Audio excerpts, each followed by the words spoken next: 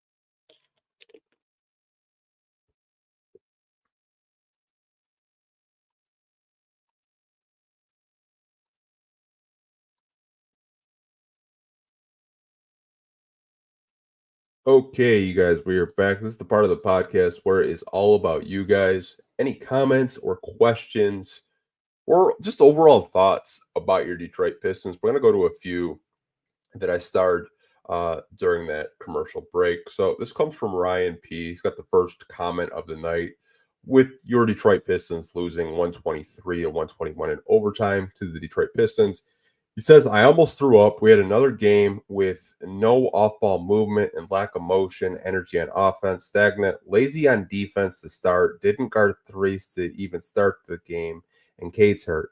Yeah, overall, I thought the effort and the energy level was extremely low for about three quarters.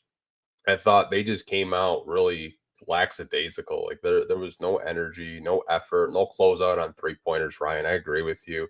The defense was lazy. The rotations seemed like at times they were confused who to guard. Um, all I know is they're probably going to be watching a whole lot of film. I'm sure the practices are going to be very, very long when they get to Orlando. They'll probably get to Orlando like Friday because they play them on Saturday. But yeah, man, this the overall effort for the first three quarters I thought was so bad. I didn't think there was going to be a chance for them to get back into this game. It kind of reminded me of the Knicks game where like they just came out and they looked flat. But kudos to the vets trying to get them back into this game after being down 20. And it really does suck. If Cade Cunningham is going to miss some significant time, I hope not. That looks like a really, really nasty fall falling on his tailbone, towards the end of the fourth quarter. But I do agree with you, Ryan. I appreciate you watching and dropping a comment. I have a comment from Johnny. Can we now say the Hornets are also better than us this season? LaMelo was one thing, but Brandon Miller cooked us too. They definitely have our number, Johnny. They do. In the standings, the Pistons still have a better overall record so far in 17 games, but it's something about playing the Hornets that the Pistons, I don't know. Last year we had their number for a strange reason. Monty Williams went like I think 3 or 4-0 against the Hornets. I don't know what it was, some kind of wizardry. But yeah, LaMelo Ball always gives our guards problems because he's so shifty, and we don't have someone right now that's healthy that we could put on LaMelo Ball. I honestly think if Asar was available, Asar would have been guarding LaMelo Ball tonight. I don't think you would have thrown Jaden Ivey on there. I just don't. But obviously, Asar is not healthy. There is some good news about Asar. We'll probably maybe get into that this weekend on the longer format podcast that we do on this channel. But Brandon Miller's a good player. I want to say that, Johnny. There's a reason why Brandon Miller went so high in the draft. I know some people didn't believe in the hype with Brandon Miller, but Brandon Miller is that dude. Like he's going to be one of these forwards that you see in multiple All-Star games. He's going to be an All-Star. He's a very, very good basketball player. I was extremely high on Brandon Miller coming out of that draft class. If the Pistons were fortunate enough to get a high draft pick, obviously they weren't. We got fifth, but I'm still pretty happy with the Sar Thompson. But yeah, Brandon Miller's a good player. Johnny has another comment. Also, shout out to Tobias Harris, who almost single-handedly brought us back after going down 20. Yeah, Tobias always has really good games against Charlotte. I think they showed it on the FanDuel Sports Network broadcast tonight that he has some of his best career games against the Hornets. I don't know what it is, but he was hitting his corner threes, and he was one of the better players out there tonight. With Cade Cunningham, if you look at the box score, Tobias scored over 20 points tonight. And it looked like he was starting to get into a groove. I thought he kind of got raked towards the end of the game in overtime, but the refs probably weren't going to bail the Pistons out with that. But yeah, Tobias had a really, really good game. A comment from Ken. I hate losing to Charlotte. Me too, man. Me too. It's not that I don't like watching the game so much. It's the way we lose to them. It's these games are down to the wire. Like last game 2 weeks ago was a tip in from Brandon Miller because we didn't box out. Tonight was a thing where we didn't guard them on the perimeter and we turned the ball over 19 times. It was just a sloppy game altogether. Wheezy, we all wanted Miller. Yeah, I think most of us did during that draft. There's some of us that wanted Vic, some of us wanted Scoop, Brandon Miller. Like that draft class was very, very stacked. From like 1 through like 14 in the lottery. There's a lot of good players out of that draft class. I have a comment from Gabriel. Shout out to him. He says, just got to fix the mistakes, look at the film, correct the mistakes, and be ready for Saturday's game for Orlando. Yeah, a lot of the mistakes I honestly have seen these past 2 games. I hit my freaking face on my mic. Holy crap. Almost that was ugly. The mistakes that I've seen is closing out on 3-point shooters on the opposing team. The turnovers tonight, I felt like were just like some of them are like bouncing the ball like off their legs or trying to force a pass that wasn't there. Like I've mentioned before, the ball wasn't really swinging side to side. There was no motion, really stagnant offensively. Like Ryan did mention at the top of the this Q&A section of this podcast. Overall, I thought offensively, this was probably one of our worst games of the season. Um, and defensively, it wasn't better.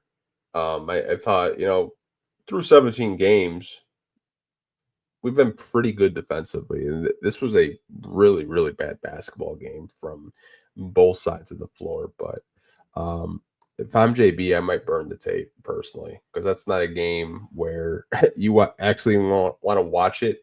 Um, closing out on 3, I think our closeouts are so damn late and lazy that by the time the shot's up, it seems like the ball's gonna go in. Our closeouts are just there's no attention to detail with them where you want Cade to close out more aggressively. You want Duran to close out more aggressively, which Duran is so weird because he'll close out really hard on a guard, but he won't close out hard on a stretch big. It's the weirdest thing I've ever seen. But I think our closeouts need work big time. I hope it's an emphasis in the next practice. Organic Lindo, only superior athletes we have are Ivy and Asar. We don't do well against athletic wings. And this was a game where Miles Bridges did not play either. And the Hornets still found a way to win. And he's one of the more athletic wings on their team. But I do agree with you. Like Asar is still reconditioning. Ivy is an athlete. I do agree with you. We do have a hard time guarding, those superior athletes. Um, and I think that's more of a roster construction point. I don't think that's anything that you can really coach up personally. I think at the end of the day, you just need more talented athletes, more talented players on the wing. But overall, I've been pretty happy with this team. Jeremy Banks, it's time to make some moves. Yeah, I mean, we're almost 20 games into the season. Um, I think we'll start seeing more trade rumors heat up over the next couple of weeks, especially as we get closer to that December 15th deadline. For you guys that don't know, that is the deadline where you can trade players you signed this summer. So I think things will start to heat up, Jeremy. I've seen, rumors about Kawhi. I've seen rumors about Cam Thomas, Dennis Schroeder. The Nets are basically having a fire sale on all their players right now. So definitely keep an eye out for potential trades. This trade rumor season because it's going to heat up the closer we get to February. We're only in November 21st as I'm recording this podcast, but I think as the days and weeks go on, you guys will probably see more trade rumors across social media and wherever you guys get your news. I'll get to a couple more comments and questions with you guys, and then we'll probably wrap this podcast up because I haven't been this tired, and I don't know why. I don't know if it's the weather. It's been really crappy here in Michigan. I think it snowed today, first day of winter, and it snowed.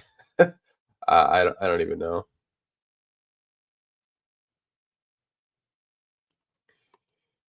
Nuggies has a comment. I don't understand how our players don't go into these games pissed. They play so lazy and uninterested on defense. It makes worse because our offense is so bad. How do I say this lightly? Um, I think the players go into each game wanting to win the basketball game. But to your point, if you're watching the game at home, the effort looks really lazy and it looks like their give a shit level is pretty little, definitely tonight. Um, our offense is bad. It's like I think I saw this morning we're like the 23rd best offense in the NBA. But when our defense is lacking, then it's when you're watching the game, to your point, it gets really hard to watch. Like for the first three quarters, that was probably outside of the Knicks game, that was probably the ugliest game I've seen by the Detroit Pistons in terms of playing on both ends of the floor. I think at the end of the day, these guys want to win basketball games. They want to compete, but they just did not bring the energy, and Charlotte did. And that was a story for a majority of the game. Charlotte wanted to win the game more than the Detroit Pistons tonight.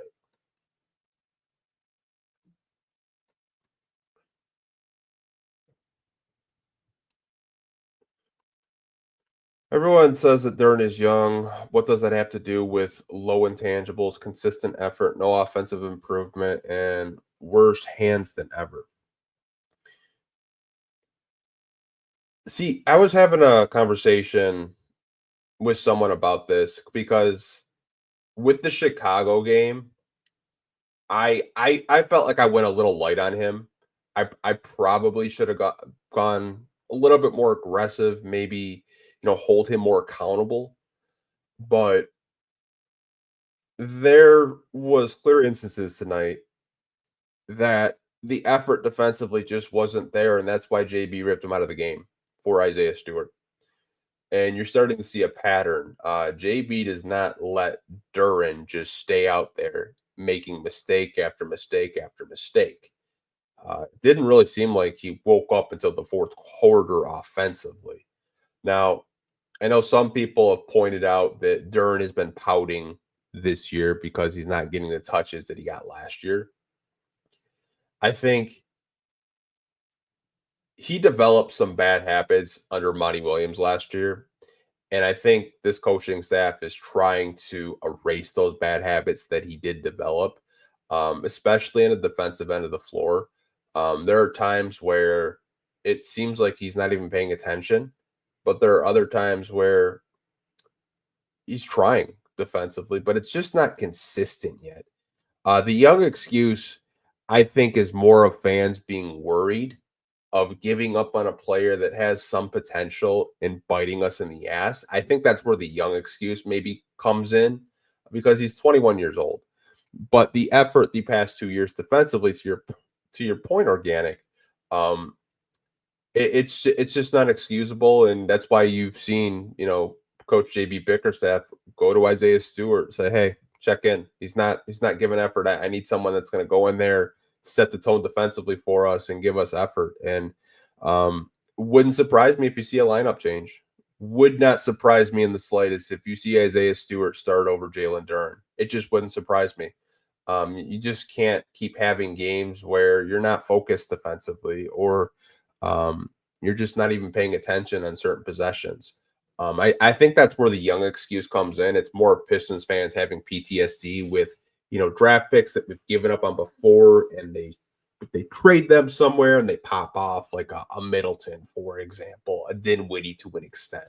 I think that's why so many Pistons fans want to hold on to him and they use the young excuse. Maybe I'm like way in left field with that, but that's what I think when I read comments like that.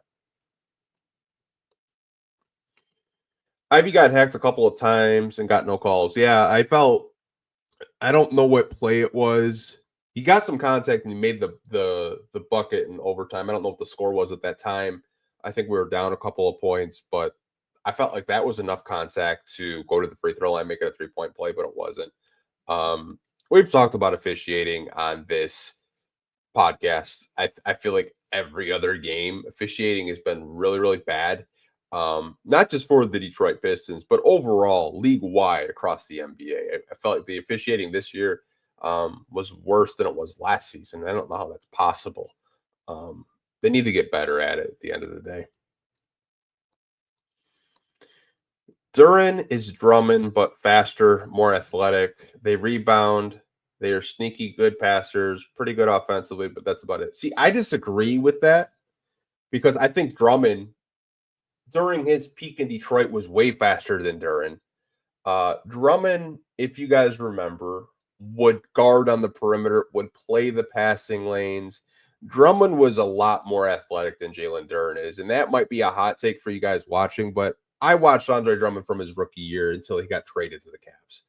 I think some people just like to have the parallels because if you look at their, the box scores or their stats through the first 3 years, they're very identical. But Drummond gave effort. It just wasn't on a consistent basis, especially after he had all those back surgeries. But Drummond was way more athletic than Jalen Duren was. I don't even think that's a debate, but that's just me.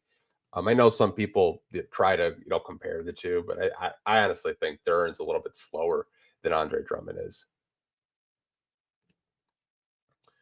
Losing to Brandon Miller twice in 2.5 weeks is really rough.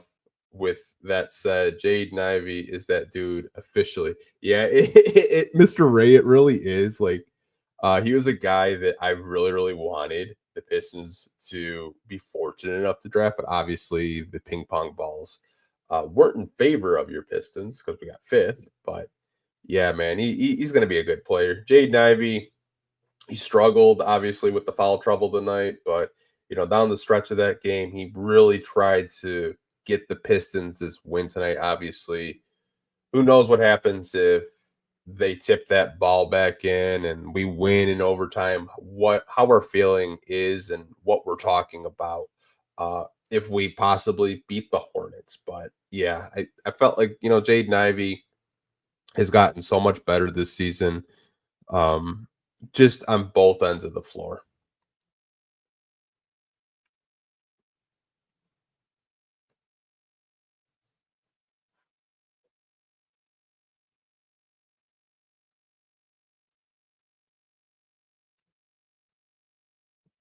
Get to a couple of more of these questions. A comment from Mr. My City. I never felt confident that we would win this game. I have no confidence in these guys yet. Unlike the Lions, we can be down 20 in the fourth, and I still feel like we'll win. Pistons can be down 2, and I know it's over. Yeah, to be fair, the Lions are championship caliber contenders. The Pistons had a rebuild that didn't go their way, even though, Troy Weaver had us in the lottery for 4 straight years.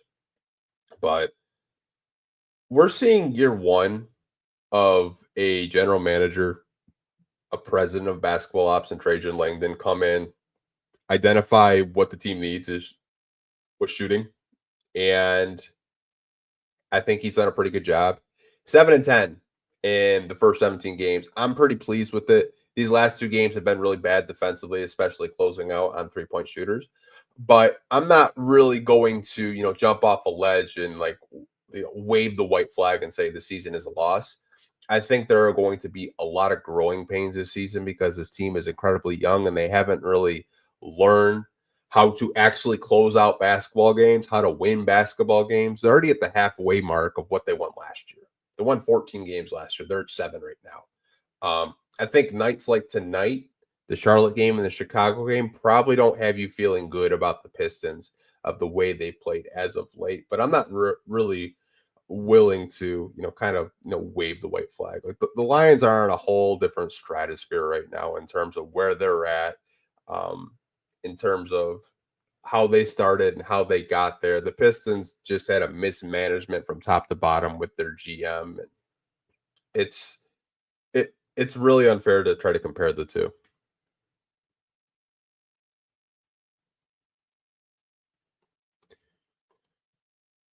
Buy-in says Wendell Moore should play more. I agree. He brings really good defense. Hustler. He's one of those guys that I feel that we're very fortunate to have towards the end of the bench. But it'll be very interesting to see what happens with him when Asar does come back, because I think Asar is very, very close to returning, because we do have an Asar question. from Johnny, and I'm going to answer his question. So he says, Asar was doubtful tonight. Does that mean he's coming back in the next few games? So, Johnny, thank you for the question.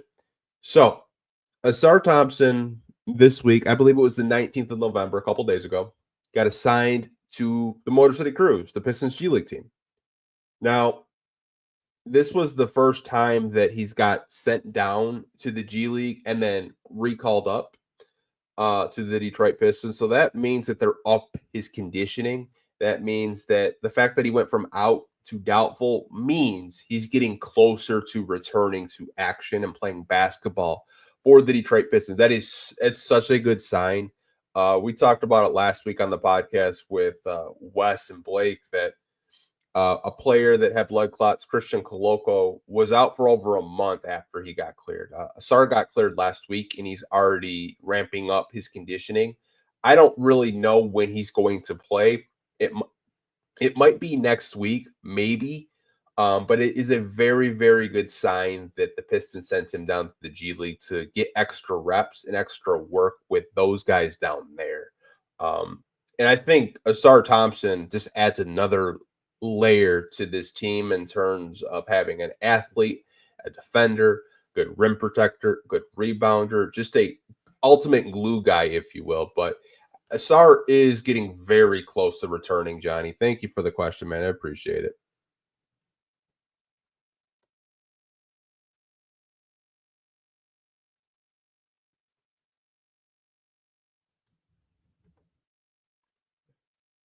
Comment from Johnny. We have to make some upgrades to the roster, but Duran not being utilized as much as last season. Yeah, I definitely agree. I don't think this roster is perfect. The way we're utilizing Duran is probably like 75% less than what we used him in last year's offense, like under Monty Williams.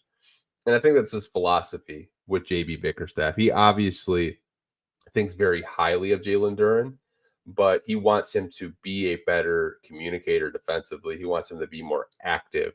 And I think Duran is a little bit frustrated in terms of like his role offensively. You can see it out there. Like he really didn't come alive until they tried to feature him tonight in the fourth quarter. And Musa Diabite, I think it is. He absolutely ate the offensive glass. Like during the FanDuel broadcast, they were basically thinking that Duran was just going to barbecue chicken tonight and just completely destroy the Hornets because they didn't really have a center that could match up with him. But that was not the case. I thought the Hornets did a very, very good job of guarding Duran in the post when he was out there, but he's got to do a better job of trying to learn the system, trying to figure out where he can get his spots with Cade, with Ivy, with the vets like Tobias and THJ. I think he's just a little bit frustrated with his role right now. Question from Quinn: how does Cade being out affect our young guys in both good and bad ways? That's a great question, Quinn. Shout out to you, man. How does Cade being out affect in a good way? Well, in a good way, Marcus Sasser will get more time, which he's at the end of the bench right now. He doesn't get a whole lot of burn. Kind of given like the way the guards are, like Malik Beasley, Tim Hardaway Jr., and others. So you're going to get more Marcus Sasser minutes. In another good way, you're going to have Jaden Ivey with the ball in his hands. And I feel like Jaden Ivey with the ball in his hands, I feel like he plays a little bit more under control at times with the ball in his hands, but there are still issues where him, turning the ball over. But I think overall, for the good way, the good ways for them is Sasser and Ivy will get more opportunities, even Wendell Moore to an extent. Now, the bad ways, how does it affect our young guys? Bad ways is you're leading the guy that leads your team in assist and scoring.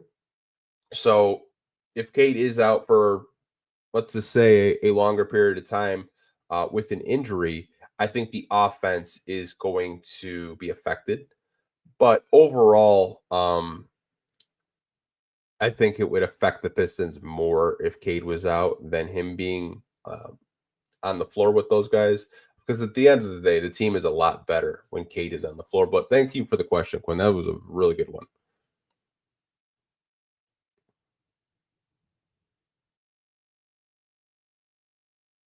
Get to a couple more of these comments and questions, and then we'll get into it.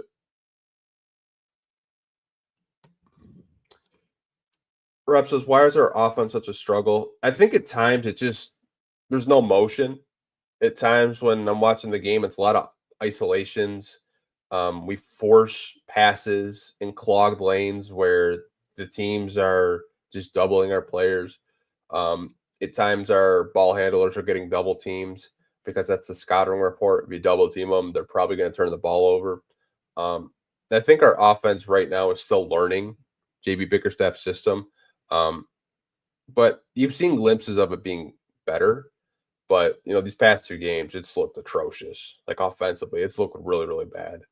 Um, but at the end of the day, you just need your lead ball handlers to try to move the ball more and not take so many isolation, tough jump shots at the rim or contested 3-point shots. I think the ball needs to move a hell of a lot more than it is over the past 2 or 3 games.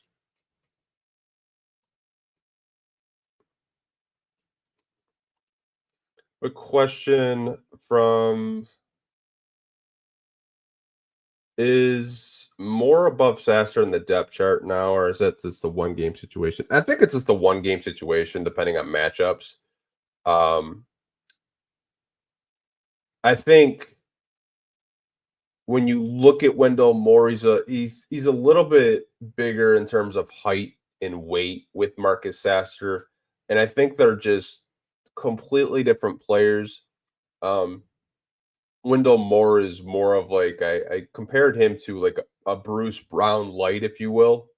I'm not comparing like the type of like offensive player that Brown is, but excuse me. Just in terms of like how they hustle, how they rebound, how they defend. I think Moore does a better job of fighting over the top of screens. Sasser is more of just a guy that I think offensively, when it starts clicking, he is just a instant bucket. I've compared him to like a Bones Highland, if you will. Like just get me a bucket, and try to play defense. But he's a little undersized. But I think it's just a one game situation right now. On the bright side, we kept competing tonight. Yeah, like they could have just thrown in the towel after the Hornets being up 20 and they didn't, which I think is a good sign. But you're shooting yourself in the foot, turning the ball over as much as you did and expecting to win games. Like it's really, really hard to win in this league when you turn the ball over 19 times. It really is.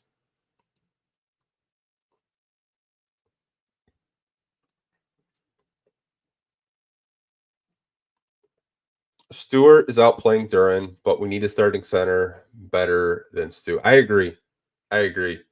I don't know what the plan is in terms of the starting center spot, but I'm sure Trajan Langdon has been watching these games very closely. And I think the trading deadline will tell us a lot of where this team is heading. And I know we're so far away from that. That's like February. We're only in, end of November talking about this. But I do agree. If Duran doesn't pick it up defensively, your Pistons could be looking for a new starting center. Personally, that's just my opinion because the effort defensively just has not been here.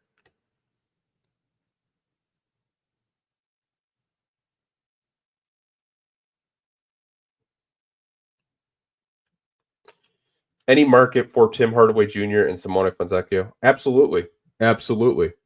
Um, I think a lot of teams would be interested in Fontecchio because the contract is cheap. I think contenders would be interested in THJ if he can keep up the shooting. Don't know what happened to him tonight. I think he got injured. I didn't see what happened, but those are two vets that I think a lot of contenders would definitely call the Pistons about if they're willing to dump them. It's very early in the season to, possibly take calls on vets like that, but I'm sure teams, just maybe call the Pistons once a week, just kind of gauge their interest, seeing like what they might want. Um, for those two, but wouldn't surprise me if the Pistons did get calls.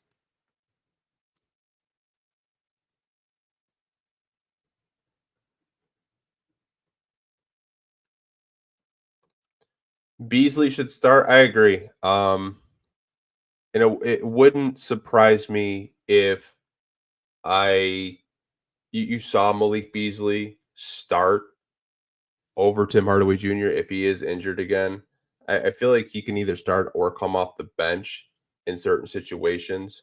But it's up to JB at the end of the day.